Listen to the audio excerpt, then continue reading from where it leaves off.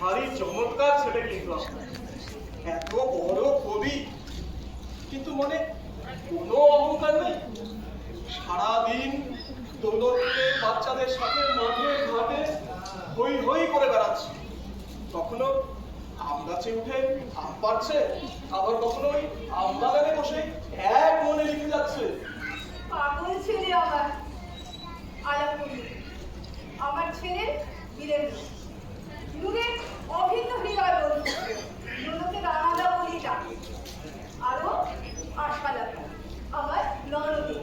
চাচা, সবাই আমাকে তুলি বলেই ডাকে।